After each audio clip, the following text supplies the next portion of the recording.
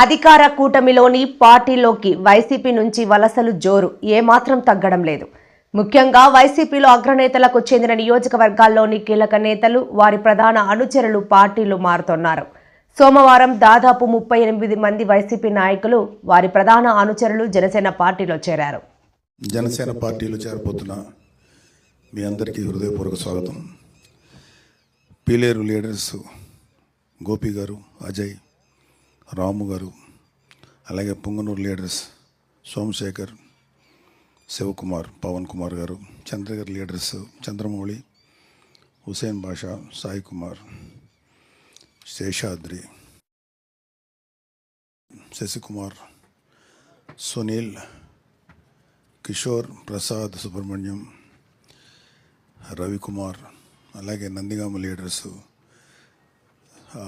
బొమ్మిశెట్టి దుర్గాదేవి గారు, బొమ్మిశెట్టి భాస్కర్, మాధవరెడ్డి, షేక్ సైబుద్దీన్, కోలా నాగరాజు, దేవిరెడ్డి శ్రీనివాసరావు, బండారుపల్లి సత్యనారాయణ, చెన్నమల మధు, షేక్ శ్రీనివాసరావు, రామరెడ్డి వెంకటేశ్వరరావు, చెన్నా వెంకటేశ్వర్లు, లక్ష్మీకాంత్, శ్రీనివాసరావు, బొమ్మిశెట్టి భాస్కర్రావు, పగడాల రాధాకృష్ణ, పణికుమార్, హనుమంతరావు, రఘుబాబు, వెంకట్రావు గారు, వీరబాబు, శ్రీనివాసరావు, కాసయ్య.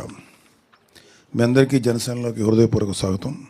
మీరందరూ మీ నేపథ్యం, మీరు ఏ పార్టీ నుంచి వచ్చారో, లేకపోతే అసలు ఏ పార్టీ లేకుండా ఫస్ట్ టైం చేరుతున్నారా, ఎన్నిటి మీద నేను మాట్లాడదలుచుకోలేదు.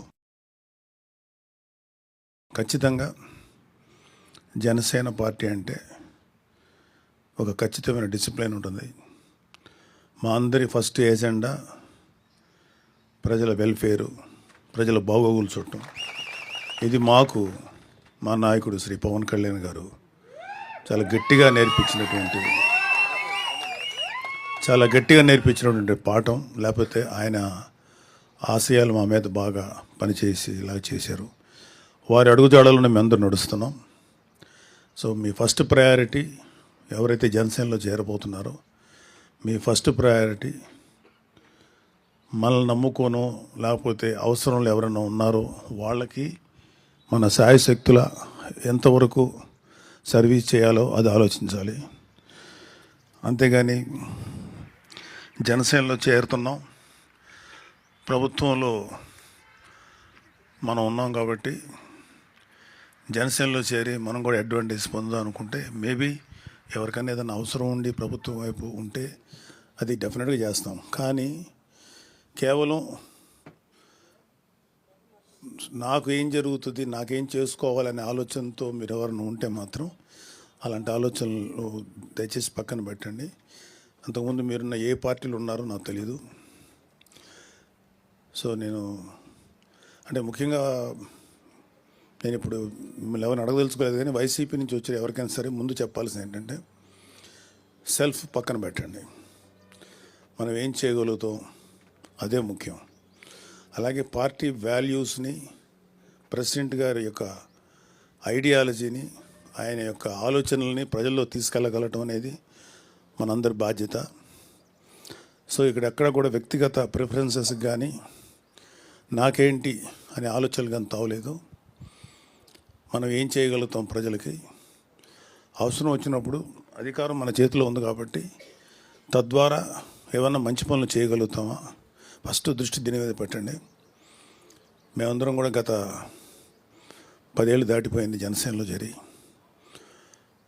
మేము ఎప్పుడు కూడా ఈ స్టేజ్ మీద ఉన్నటువంటి నాయకులందరం కూడా మా సెల్ఫ్ ఏంటి, మాకు వ్యక్తిగతమైన ప్రయోజనం ఏంటి అని ఎప్పుడు ఆశించలేదు, కనీసం అడగను కూడా అడగలేదు. ఆయన చెప్తుంటే మన నాయకుడు ఏదైనా చెప్తే దాన్ని చేసుకుంటూ వెళ్ళటమే తప్ప మాకు వేరే ఆలోచన కూడా లేదు.